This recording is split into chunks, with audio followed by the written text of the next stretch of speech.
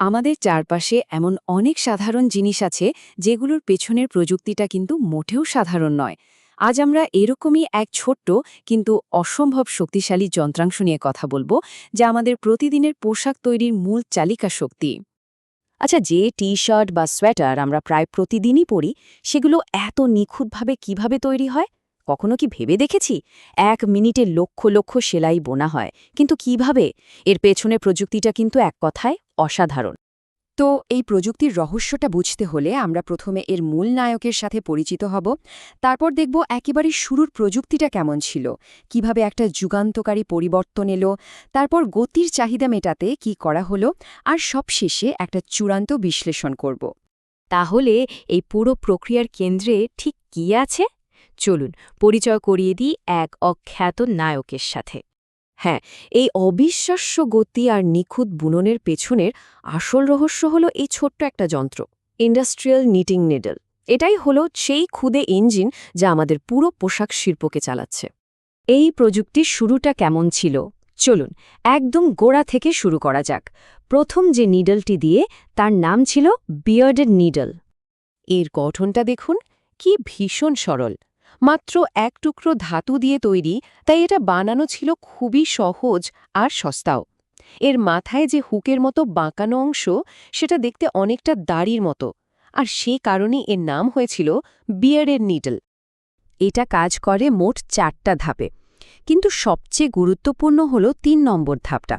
এখানে হুকটাকে বন্ধ করার জন্য বাইরে থেকে আর একটা যন্ত্রের সাহায্য নিতে হতো। আর এই বাড়তি ধাপটাই ছিল এর সবচেয়ে বড় সীমাবদ্ধতা, মানে এটাই এর গতিকে একদম আটকে রেখেছিল।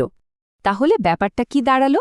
একদিকে এটা সস্তা আর সুতোর উপর তেমন চাপও দেয় না, কিন্তু অন্যদিকে বাইরের একটা যন্ত্রের উপর নির্ভর করতে হয় বলে এটা খুব দ্রুত কাজ করতে পারত না। এটা ক্লাসিক ট্রেড অফ আর কি। আর প্রযুক্তির নিয়মিত হল সীমাবদ্ধতা থেকেই নতুন আবিষ্কারের জন্ম হয়। বিয়ার্ডেড নিডেলের গতির এই সমস্যাটা সমাধান করার জন্যই এলো এক যুগান্তকারী পরিবর্তন, ল্যাচ নিডেল। একে বলা যেতে পারে নিডল জগতের প্রথম স্মার্ট প্রযুক্তি। ভাবুন তো, এর মাথায় একটা ছোট্ট গেটের মতো লাগানো আছে, যা বাইরের কোনো সাহায্য ছাড়াই নিজে নিজে খোলে আর বন্ধ হয়। এটাই ছিল এর আসল জাদু, পুরোপুরি স্বয়ংক্রিয়। এর কাজ করার পদ্ধতিটাই ছিল দারুণ। এখানে বাইরের কোনো যন্ত্রের দরকারই হয় না। নিডলটা যখন ওঠানামা করে, তখন পুরনো সুতোর লুপটাই এর ছোট্ট ল্যাচটাকে খোলা আর বন্ধ করার কাজটা করে দেয়। এই অটোম্যাটিক ডিজাইনটাই একে অনেক বেশি কাজের করে তুলেছিল। এর সবচেয়ে বড় সুবিধা হলো এর স্বয়ংক্রিয় ডিজাইন, যা দিয়ে খুব জটিল প্যাটার্নও তৈরি করা যায়। কিন্তু একটা সমস্যাও ছিল, এর গঠনটা আগেরটার চেয়ে একটু মোটা হওয়ায় এটা সুতোর ওপর কিছুটা বাড়তি চাপ তৈরি করত। কিন্তু যদি আরও অনেক বেশি গতি আর সূক্ষ্ম কাচের দরকার হয়, তখন এখানেই আসে আমাদের তৃতীয় এবং সবচেয়ে আধুনিক নিডল, কম্পাউন্ড নিডল। এটাকে নিডলের দুনিয়ার রেসিং কার বলা যেতে পারে। এর দুটো অংশ, একটা হুক আর একটা স্লাইডিং এলিমেন্ট, আলাদাভাবে কন্ট্রোল করা যায়। এই ডিজাইনটা এর অবিশ্বাস্য গতির মূল কারণ। এর কাজ করার প্রক্রিয়াটা অসাধারণ মসৃণ।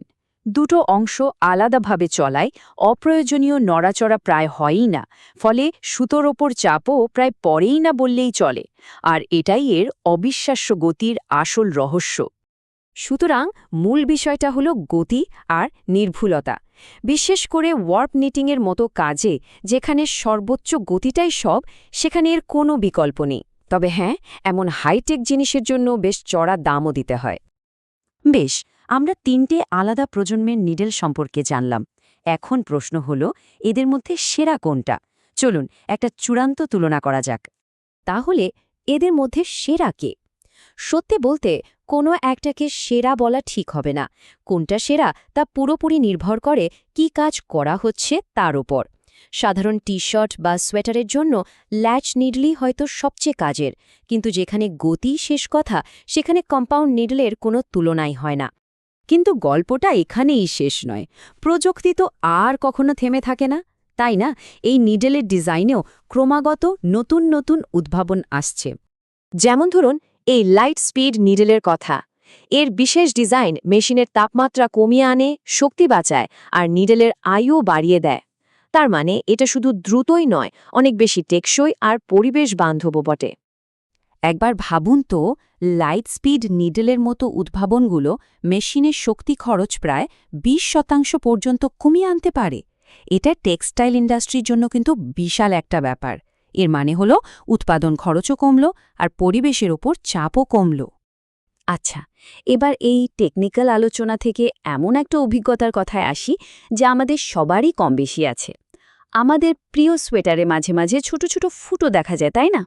হ্যাঁ, এর পেছনের কারণটা প্রায়ই কিন্তু লুকিয়ে থাকে এই ছোট্ট নিডলগুলোর মধ্যেই। একটা নিডল যদি একটুখানি বেঁকে যায় বা তার ল্যাচটা ঠিকমতো কাজ না করে, তাহলেই একটা সেলাই বাদ পড়ে যায় আর একটা ছিদ্র তৈরি হয়। তাই ভালো মানের কাপড় তৈরির জন্য এই খোদে যন্ত্রাংশগুলোর নিখুঁত থাকাটা খুবই জরুরি।